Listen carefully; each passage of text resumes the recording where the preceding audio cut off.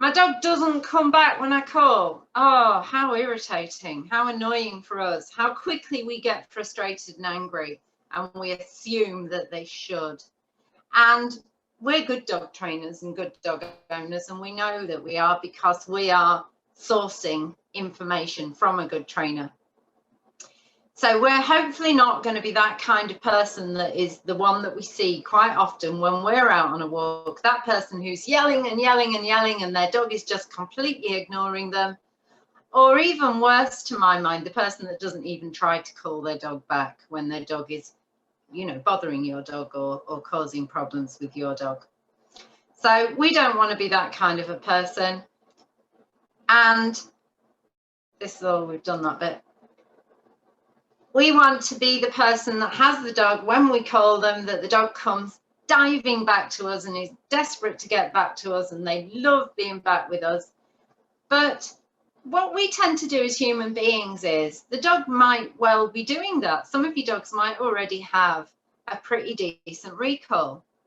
But every now and then, so 10% of the time, they might be kind of going, oh, you know, I can't be bothered, I'm doing this, whatever. And your brain is designed to recognize when something's not going the way you like it to do. It's your brain is pre-programmed to remember failure. And what we're going to do here is not only set you up for success, but I want you to also be really making an effort to recognize when you're getting successes. Okay? And the way we're going to do that, first thing we're going to do is we're going to check where you are just now. All right? So, what do we include in the course? What's going to actually be included is the reason why the dog might not want to come back, what we're going to do about it, what skills we need to learn, and why doesn't the dog come back? Why are they preferring to stay away from you? And we're going to talk about games that you can play to increase that and how you can deal with distractions. Okay, so this is a very successful course. It's a very successful way of teaching a recall. So do expect to be good. But why should they come back? You know, I think that there are still people out there that kind of think that they take the dog for a walk and they're on the mobile phone and they don't pay attention to where the dog is and the dog's burning off energy and that's fine by them, so that when they get home they can ignore the dog again. But there are really good reasons to have a really safe recall. Safety, obviously, because we don't want our dogs running onto roads or going over and causing distress to other people. The law, it's quite easy to break the law now with regards to dogs. The law was tightened up about 4 years ago, so that now your dog only has to make somebody worried. They don't actually have to bite somebody. They just have to make somebody worried for that person to be able to complain and report you. And also, we're talking about that frustration again. If the dog doesn't come back to you and you get frustrated and angry every time they don't come back, then that's damaging your relationship. The dog's going to be less likely to want to come back and you're going to be less likely to want to let them off, and it all becomes this nasty cycle. So we're going to just do a little assessment of ourselves. And this is an honest assessment. I want you, for yourself, I don't need to know the results, but I do want you to make a little note. On an average walk, how often do you call your dog to come back to you? And of those occasions, how often is it really necessary? You know, are you calling them away for a good reason? Or are you just nagging, interrupting, stopping their fun? And when you did call, how many of those calls were actually successful? In other words, the dog stopped what they were doing, turned around and started on their way back to you. And last question, what happens when the dog gets to you? Yeah, what happens when he's come back to you from the dog's point of view? So have a think about those things. You don't need to answer us, but it's worth thinking about. So let's have a think about what the dog might actually be thinking when you're calling them back. Oh, she always calls me away from things that I like. I really want to go over there and talk to that other dog and sniff their butt and jump up at that person and get treats from somebody else. And she always calls me back from things that I like. Or they're in the middle of checking their favorite newspaper, their P-mail, and you keep calling them away from it. So they just didn't want to come back right now. And what about, why should I? What's in it for me? Well, you might have a lump of chicken in your hand, but you might be asking them to come back from a long distance or from a really good activity that they're really enjoying. And one bit of chicken might be really good in some circumstances, but in that circumstance, it's not really that big of a deal, is it? And what if the reward that you're giving isn't actually that rewarding for the dog? You know, you can get some dogs really don't like chicken, not very many of them. But what if it's not that big of a reward for that particular dog? And think about the distance and the effort. If your dog's a little bit older, if they've got a little bit of joint pain, they're just having a good old sniff, and you want them to come all the way back, all that way. Oh, all right. So somebody's trying to get in. There we go. Your dog might just not want you to call them because they just don't want to be stopped from doing whatever it is they're doing. What if your dog doesn't find much enjoyment in sharing a walk with you? What if it's not really that interesting or exciting to them? Yeah, just going to stop the share for a second. Just make sure everybody's on mute. Okay, because somebody else has just come in. So is everybody with me so far? Yeah? Not got into the nitty-gritties yet, but if we do consider that perhaps our dog's got really good reasons not to want to come back. All right, so that's where we're starting. Okay, so where are we? All right. So what skills do we need as owners to learn in order for our dogs to want to come back to us?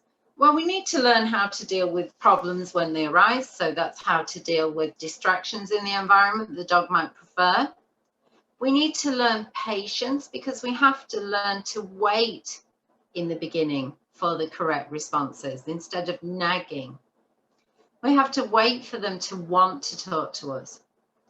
We have to learn to be more interesting and more spontaneous when we're on our walks with our dogs and not just leave them to entertain themselves. We need to think about how it really feels from the dog's point of view. Are we just that annoying lump that follows them around and interrupts all the fun that they're supposed to be having? And we need to know and understand that if we don't practice what we do want, we're not going to change anything. So if we keep doing the same thing and we don't practice the new thing, we're not going to change anything. What does the dog need to learn then? The dog needs to learn that when we call them, they should be anticipating something good. We need an emotional response inside that dog's brain saying, when I hear that sound, when my owner calls me, there's going to be something good. There's going to be something worthwhile. We need to teach them to stay alert to where we are and what we're doing. We need to teach them to focus on everything that we're doing and to listen. Because if you want your dog, I live with hunting dogs, you know, quite often they're not within my sight. So they need to be able to listen for me when I call. They need to respond quickly. They need to learn that the recall is a rewarding thing to them. They need to learn to watch us and keep attention on us, that we're unpredictable. And they need to learn to not run after the things that they want, yeah, and that they need to learn to do that quickly. But if you've already on this course with me, there's a very good chance that your dog's already practicing going away from you, that they're already practicing ignoring your recall sound. So we have to prevent them from getting it wrong. And I'm afraid that does mean that we have to manage the situation. And the only way you can allow your dog to have decent exercise whilst not then allowing them to go away and learn to ignore you when you call them back is to use a long line. So not one of those ones that retracts itself. It has to be one of these long lines. Okay, so even if your recall is fairly good, think about the percentages. When you were doing your little answering the questions earlier, if you're calling them 10 times and they're only coming back 5 times out of those 10 times that you call, you've only got a 50-50 chance that your dog is going to come back when you really need them to. And if your dog is only 50%, I would want your dog to be prevented from practicing that 50% wrong and continuing to learn that they can ignore when the recall happens. But, oh, we hate lead walks, don't we? We hate having to have our dogs on the lead and they drag us around and it's no fun. And we've got to pay attention when they're on the long line and we just don't want to do it. So we get this human response, oh, I'm not going to do that. But if you don't do it, things aren't going to get better. So yes, you might have a dog who doesn't really like being on the lead, pulls on the lead, gets frustrated when he's on the lead, and you're worried perhaps that he'll come home full of energy because he hasn't had his run and he hasn't been off and done dog stuff. But if you're using the long line properly, you can let him have freedom and burn off that energy and do appropriate doggy things. Can I let him off sometimes? Can I let him off sometimes? Well, here's the thing. If you've got a dog that hasn't got a safe recall, every time you let them go without the safety line, you're giving them the opportunity to practice these habits, the old habits of not coming back. So we're going to have a quick talk about using the long line and how to use it. For some dogs, this might actually mean that they're on the long line for as many as 4 to 6 weeks until you're happy that your percentages are really, really high.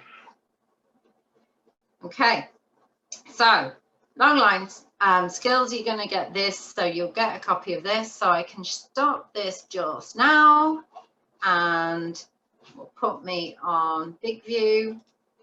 So I've got a long line here. So this is a long line. It's put away neatly so that when you want to use it, all you've got to do is just unwaffle that first bit. Okay.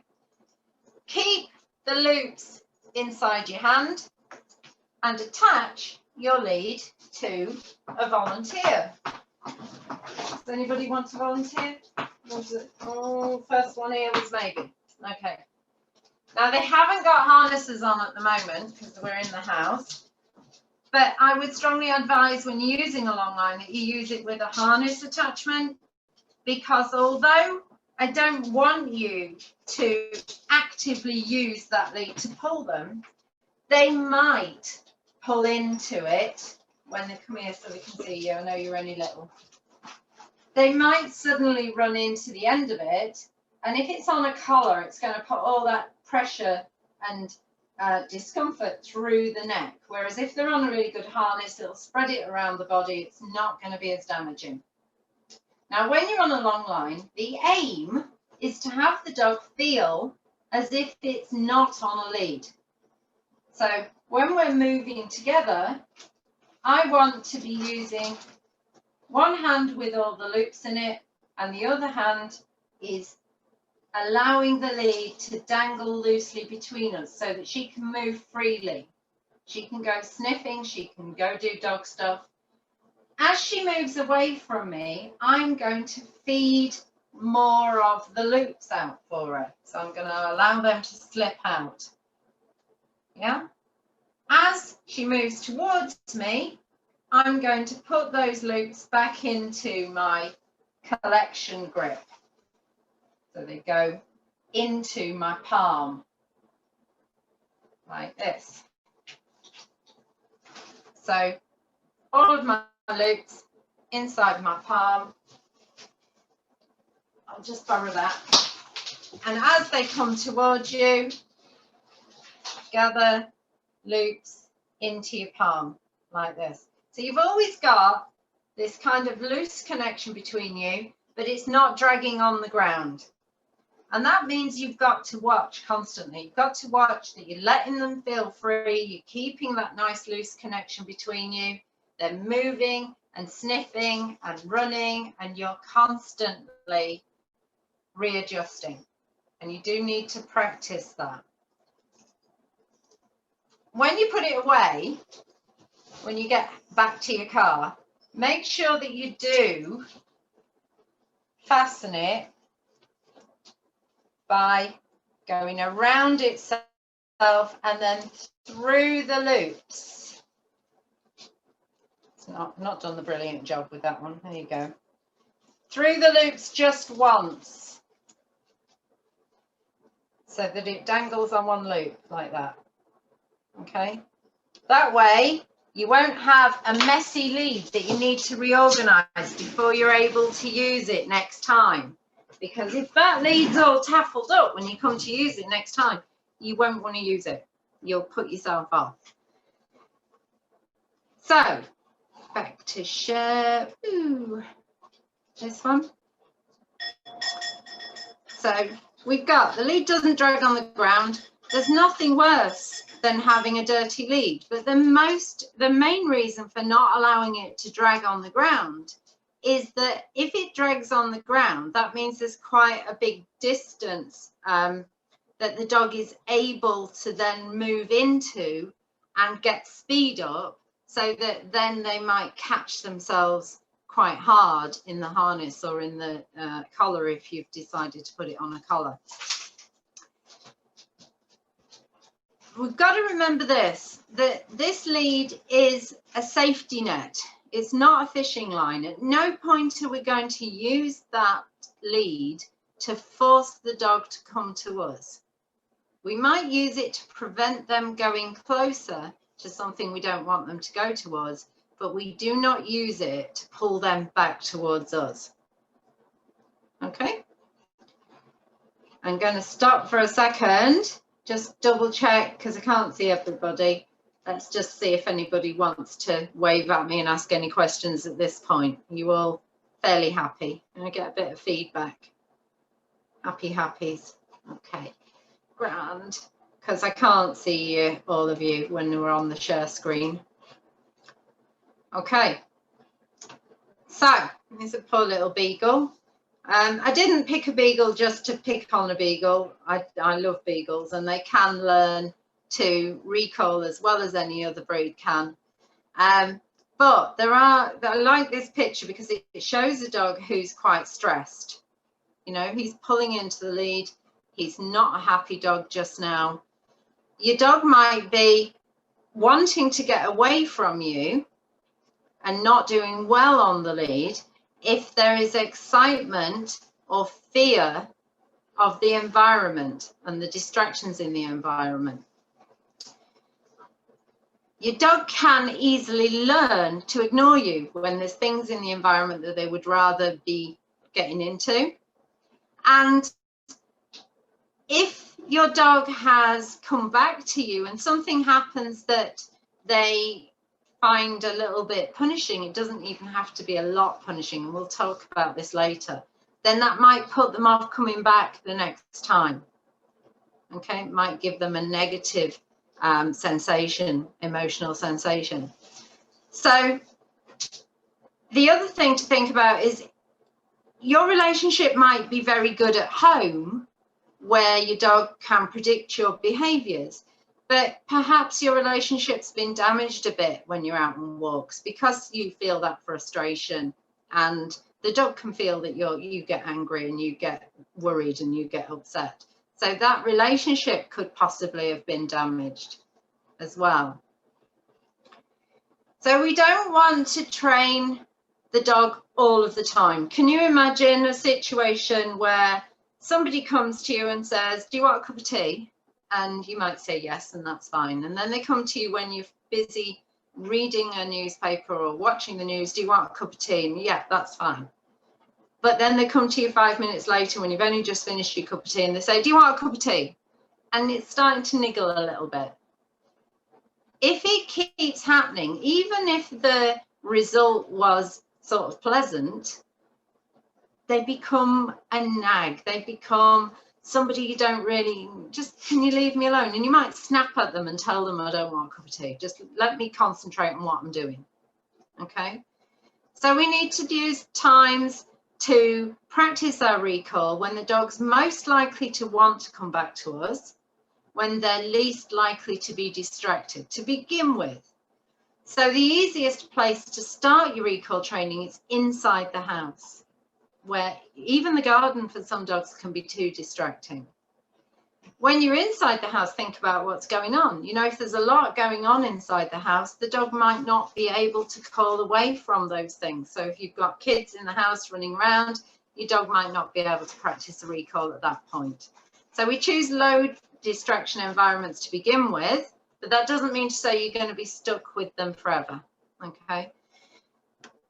Make sure that your dog gets time to just chill. So when you are out walking, rather than just calling them when you start doing your recalls outside, rather than calling them frequently, call them effectively when they're more likely to respond. When you're at home or anywhere really, we don't want to play chase games with our dog. And in other words, what we mean is we shouldn't chase our dog. We do want them to learn to chase us. We don't want to chase them because they already are faster than us. And the more that you prove to them that they're faster than you, the more they know that running away from you is an effective way of avoiding coming back when they don't want to come back. So instead, if we have them learn to chase after us, they are doing behaviors which dogs love. They're learning to chase, so they can hunt us. We can become the hunted. And they're running, which dogs love. And I just love this little graphic. I think that dog's having a great time, doesn't it? That little cartoon dog's having a fab time just trying to keep up with its owner who's moving faster than it. So what is a poison cue? So quite often, and it might be the case now for you and for your dog, that you have done a lot of calling your dog away from situations that they would rather investigate. And what you could have accidentally done is taught them that when they hear that sound, that means that that thing that they really like is in the environment. So if you only ever call your dog when you see another dog or a jogger or a cyclist or something you know that your dog really enjoys chasing, what you could accidentally be doing is teaching them when you hear this sound, there's going to be an opportunity to go chase and get excited. Okay. You might have taught your dog to just completely ignore the cue by nagging, by saying, do you want a cup of tea? What about now? What about now? What about now? Until the dog learns, oh, just going to ignore them and see what happens. I'm going to put my head down. I'm going to carry on ignoring them. And by repeating it while they're ignoring you, you're teaching them to ignore you well. You're teaching them to get better at ignoring you. Okay, so if you've got a cue that you think, or you know, you've been trying and it's been not working, I want you to change your cue. I want you to think of a new cue. When we create a void, in other words, we stop a behavior, we're preventing it from happening, the dog is going to want to put something into that void. They're going to want to put something different in there. And if we don't choose a behavior to teach them to do, or explain to them, this is what you do and this is what the result is going to be, then they will put something else into that void themselves. So for this week, while you're practicing your long line and getting used to it and finding out whether or not you can stand it, and you're going to have to use it. If you want to see an improvement, you do have to use it. But while you're practicing that, we're going to as well be looking for a thing called a check-in. So the check-in is when the dog just nips over and sort of says, hi, do you want me? You know, or can I help you with that? Or any chance at all of you scratching my ear just now? And quite often, without realizing it, we will be quite dismissive of the dog when they come to us asking for a little bit of attention. You know, we're busy people, we're going on and getting on with our lives, and the dog comes over and looks at us and we just carry on. So actually, when we do that, we're teaching the dog that they fail to gain our attention when they want it. And if we get the dog to understand that asking us for our attention is going to be reinforced, and it doesn't have to be that you're handing out food, you know, 50, 60 times a day. Could just be you're going to look at them, smile at them, acknowledge that they're there, that they came over and they tried to get your attention. And it's especially important that you do that when you're out and about with your long line. If the dog comes over and says, hi, what are you doing? Get your food out, reinforce, engage in a game. Let's not turn them away when they come and ask for attention outside of the house. But also for now, for this week, I really want you to pay attention and give attention to them every time they come and check in with you inside the house, inside the garden, anywhere where you are. Every time they look at you, every time they come and they want to be close to you, give attention. Now, I want you to think of what we're doing here is we're trying to train the brain. We're changing the brain, and the brain works by making connections from one neuron to another. And if you imagine that connection is like a pathway, and I'm sure we're all dog walkers, so you will have gone where there's supposed to be a pathway and it's completely become overgrown because it's not being used. Well, at the minute, the pathways that are being used, the open pathways, if you like, are they ignore the human when they call, because they're the ones the dog is practicing. If we're going to allow that pathway to close and to overgrow, we have to prevent it. And that's where your long line comes in. We have to stop the dog going down that track. But to begin with, getting them to make a new pathway, that I come back every time you call me pathway, that isn't there yet. We haven't even started to make that pathway. So it's going to be difficult to begin with. The dog's not going to do it immediately. Okay, so we have to expect to have to practice to get the footfall on there, to get that pathway open. So while we're trying to close one pathway down, we're trying to open the other pathway. For all dogs, there's going to be some sticky moments, and we need that long line there to prevent those moments from becoming practice. Okay, so this is the end of the sort of formal presentation for week 1, and you have got homework to do. So you do need to get yourself a long line. They are available on eBay and Amazon. They're sometimes called a tracker lead. I found them just by searching for long line lead. Okay, if you think that your cue has been poisoned, it's no longer functioning, then what I want you to do is think of a new cue. All right, and your new cue needs to be something that's easy to say in public, so it's not too embarrassing. That can be said in quite a high pitch, because high pitch works better to cut through other environmental noises. That isn't going to be too difficult to say fast, rapid fun, and that you're going to be able to get it into your mind easily. So some people, with Twiggy, my recall is woo. With Dodo, my recall is quick, quick, quick, quick, quick. Yeah, and it's really high pitched, so I'm not going to do that to you just now because I might burst your eardrums. I had a gentleman in doing a one-to-one recently, and he chose sausage. you know, which is fine, perfectly good recall. It's not going to be something he's likely to say in the same sort of voice in real life. So he's not likely to mess up that cue and the connection with that cue by saying it by accident. Okay. I want you to find a list of things that your dog really likes. So flavors of food and types of food that they really like. When you're choosing food rewards, though, I want you to consider ones that are not crumbly. It's going to make it harder for you to do the techniques that we're going to learn starting next week if the food breaks up when you toss it and when you throw it. So something that does hold its shape when you throw it.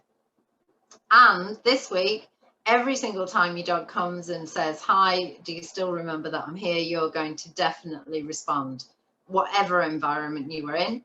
But if it's outside, when you're out on a walk, I want you to make a really big deal of it. I want you to properly get the fun going, get the treats out, get your favorite toy out, have a little bit of a party because your dog paid attention to you.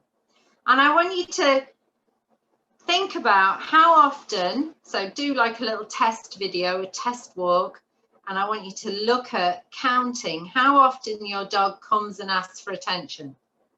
And what you should see quite rapidly is the number of times that they come and ask for attention goes up. Yeah. So next week we're going to start the practical side of the recall, and the reason I decided to break it up and not do it straight away this week was because I wanted, first of all, to get that little void starting, that little void where we prevent the dog from getting it wrong, where we start to let that path overgrow. Okay, so let's get rid of this. Any questions at this point for me? Anybody thinking, oh, I've heard it all before? First of all, hands up if you've heard it all before. Okay. And I've asked you to unmute. So if you just press your button. Yeah, can you hear me? Well done. Yeah. I trained Patch on a whistle initially. Would it be okay to continue with that in the house? I started off in the house like that because my voice doesn't carry. Yeah. So the question would be, I'm going to put the question back to you. Does the whistle work now? Just recently, yes, I've been surprised, really pleasantly surprised. I thought he'd forgotten what it meant, but no, he hasn't. In which case, yes, absolutely keep it. It's not going to do any harm. Okay. It's only got a cue already that is non-functioning that we would choose to force you to select a new one. Yeah. And I had a bit of a laugh actually, because I decided when I was starting to retrain, I decided to think, is my cue effective? And I was thinking, I don't know what cue to use. I you know, brain went completely blank. And it occurred to me that I'd never used the standard cue that everybody uses, which is here, like this. So I started with Dodo using just the standard recall cue. So here, and yeah, he's just jumped up behind me. So maybe shouldn't be doing it too often for my Zoom calls. Any other questions at this point? Okay, so I'm not going to give you games to do this week. This week, I want you to pick a cue. I want you to get your long line. I want you to get into the habit of going for your walks with your long line, letting the dog be a dog, and practice not having that long line trail through the mud. But be really, really ready to catch those check-ins. Be really ready to tell your dog, I love it. I love it when you pay attention. I think you're the best doggy in the world. Go on then, Eleanor. Quick question about when the dog checks in on the walk. Do you want us to reinforce with the cue for the recall, or just, no, that's a check-in, well done, big fuss? Your check-in, we want to be a default behavior. That means that we don't ask for it. we want to catch a behavior that the dog's already going to offer naturally. So it might be that when you first do your sort of assessment walk and you do your video, if you like, to check how often they check in with you, how often they look back at you, how often they come over and poke you on the hand or do whatever it is to get your attention. They're doing that without request. And it's important that we keep it as a non-requested, a default behavior that the dog offers. We want to know, does it increase? And it should naturally increase. If checking in with you gets a response from you, whether it be in the house, the garden, or out on your long line lead walks, then the amount of times that the check-in should increase. Okay, but it also, what it's doing is I'll come back to you, Sylvia. What it's doing is it's getting you to watch the dog more, because one of the habits that we really fall into very easily is the dog's off doing the dog thing and we get on the phone or we get chatting to a friend that we might have accidentally met when we're out walking, because you wouldn't go and get somebody, would you? But I keep forgetting we're in isolation, because I don't walk with anybody generally except Dawn. She's my only friend. Yeah, so getting you to pay more attention to them. So Sylvia, hang on, here we go. Yes, with a check-in, I think my habit is to not just reward, but just to use a marker word like yes. Would you not advise that, or continue with that? Absolutely fine, absolutely fine, because if the dog, oh yeah, all right, if the dog recognizes a marker word to say that behavior, whatever they're doing right now, is the correct behavior, then by all means use that marker word, because you're not going to do any harm at all by saying yes. Looking at me is exactly what I want you to do. I want you to keep checking where I am. Yeah, so that's a good question. I like that. Any more for any more? So it is going to be a bit of a short session. Because the other thing is, because it's my first time, I need to make sure that I get all the paperwork and stuff out to you.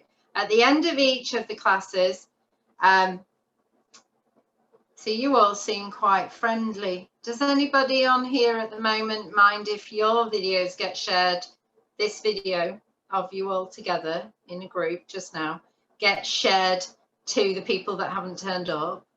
Or do you want to go, no, they shouldn't have it. They shouldn't have it because they didn't come. Because you're all going to get the PowerPoint presentation to look back on anyway.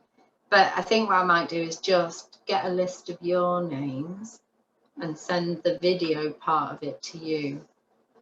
Does that seem fair? So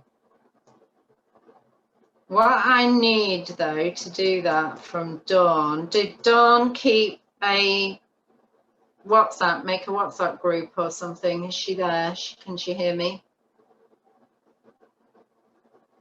She might have wandered off. She likes to join the Zoom. I'm still here. No, I haven't. I've just actually put a chat message up. Say, can everybody send PM your emails to me so that I can send the notes across? Yeah, so we need your email address so that we can send those over to you. So you get a copy of the YouTube link. We can only PM. Dawn, have you got that? Eleanor says she can only send a messenger message. Yeah, that's fine. All right, so that's fine. All right, so I'll send those out to you and you get a copy of this Zoom video. There'll be a link on YouTube to that, and you'll get a copy of the PDFs that I was going through, and I'll do that at the end of each week. Yeah, but for you lot, we won't share the video with everybody else because they should turn up, shouldn't they? Yeah. All right, any other questions? Are you all fairly happy so far? So next week I'm going to have you running around. You're going to be being silly. So you're going to need to have your special treats, your dog's favorite food treats. You're going to have a little space that you can move around in. It doesn't have to be a massive space. You don't have to have a massive hallway or anything. That you do need to be able to move a couple of steps before you fall over something. If you can get your video so that I can see what you're doing, so that it's like Angie set hers up so that she's sat on the floor and we can see a good bit of floor space. That makes it easy for me to see what you and the dog are doing. So when you come back in to see me next week, see if you can position your camera quite low, yeah, so we can see some dog space. It doesn't, you know, I know it's awkward when I'm doing demos. If you've got a phone or a computer that's easy to move, then you can move it so you can sit up and be comfortable, and then move it again when you're doing your playing around bits. The other thing you can do, you can join with more than one computer or phone. I will let you in more than once. So you could have one that's set up so you can sit comfortably and, you know, not be sat on the floor, and one that's set up so that we can see you moving around with the dog. That's fine as well. All right. So you just use the same Zoom link. All right, same Zoom link as you came in this week for next week, and try not to hate your long lines too much. Get used to them this week. Answer those questions honestly, yeah, you can watch them back. And fingers crossed we're going to make your dogs massively improve with their recall. If you're having any problems with them now, you're going to see a massive improvement quite quickly. All right. So thank you very much. Thumbs up if you've not hated it so far. Okay, thank you. All right, we'll see you next week. Bye.